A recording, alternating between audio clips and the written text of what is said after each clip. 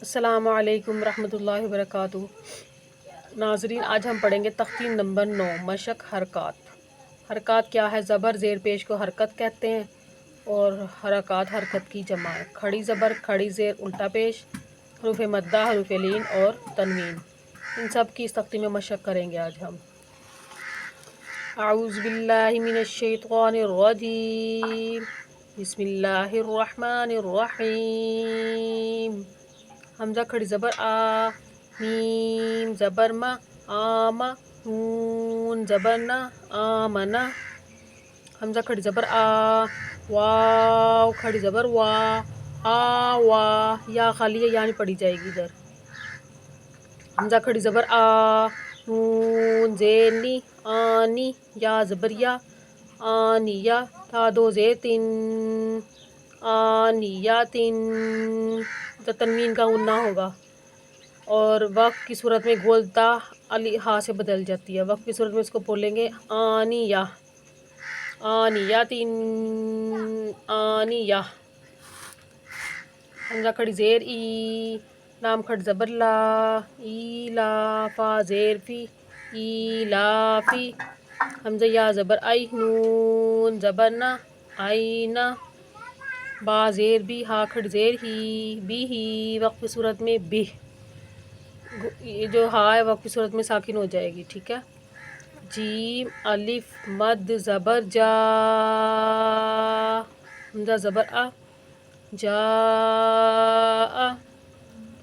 اچھا، اس کا قاعدہ میں آپ کو سمجھاتی ہوں۔ حروف مدہ کے بعد حمزہ آ جائے یا سکون آ جائے تو وہاں پر مد ہوتی ہے، اور اس کو مد متصل کہتے ہیں اور مد واجب بھی کہتے ہیں، ٹھیک ہے۔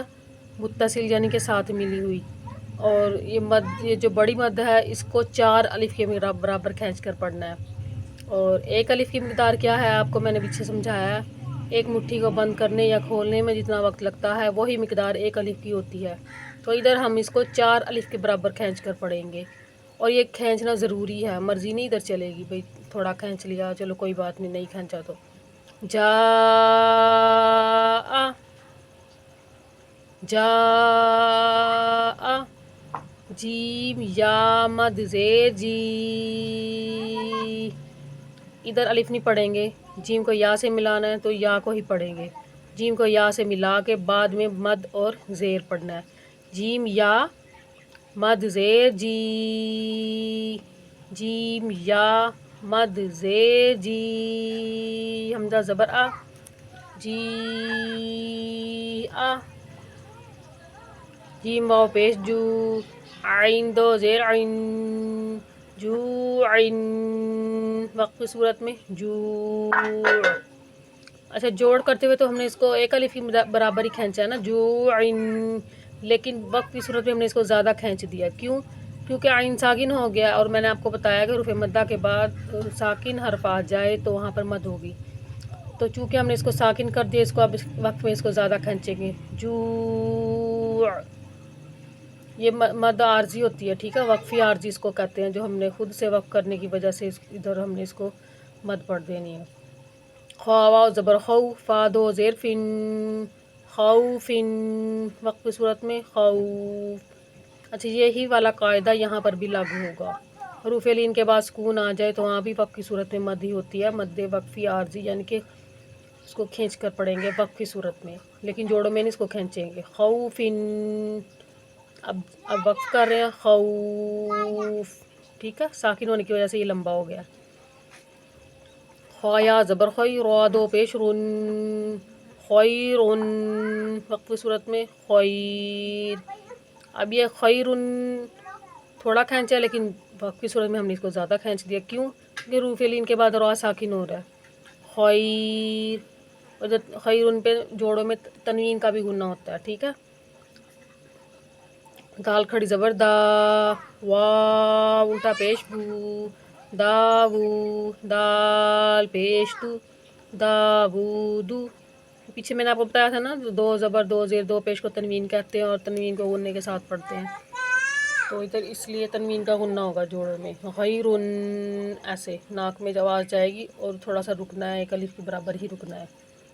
خیر، داودو، دال کھڑی زبر دا، لام زیلی، دالی، کاف زبر کا، ذالکا، وا زبر وا، ضاد واو پیش غو، وضو، وقفی صورت میں وضو، اس کو وقفی صورت میں بھی رضو ہی پڑھیں گے اور جوڑوں کی صورت میں بھی، کیونکہ یہ حروف مدہ ہے، ٹھیک ہے، واو سے ساکن اس میں پہلے ہی ہے تو یہ ایسے ہی پڑھا جائے گا۔ شین الف مد زبر شا، حمزہ زبر آ، شا، ادھر بھی حروف مدہ کے بعد حمزہ آیا تو ادھر مدہ ہو گئی، مد بن گئی ہے۔ مد کون سی؟ مد متصل اور مد واجب۔ آج کے لیے اتنا ہی، تو چینل کو سبسکرائب بھی کیجئے، لائک کیجئے، شیئر کیجئے، دوسروں تک بھی اس کو پہنچائیے، آپ بھی پڑھیے، دوسروں کو بھی اس کو ترغیب دیجئے کہ اپنا قرآن مجید ٹھیک کریں۔ ہر کسی کو اس کی ضرورت ہے آج کل، ٹھیک ہے، ہر کسی کو اپنا قرآن مجید ٹھیک کرنے کی ضرورت ہے۔ جنہوں نے گھروں میں پڑھا ہے، عورتوں کے پاس جا جا کر پڑھا، وہ اپنا قرآن مجید ٹھیک کریں، گھر بیٹھے آن لائن سیکھیں، پڑھیں اور دوسروں کو بھی بتائیں۔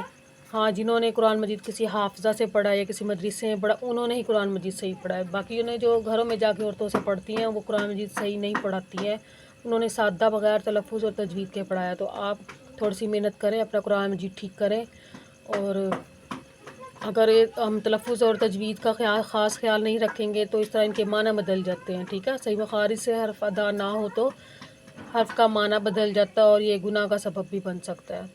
السلام علیکم ورحمۃ اللہ وبرکاتہ۔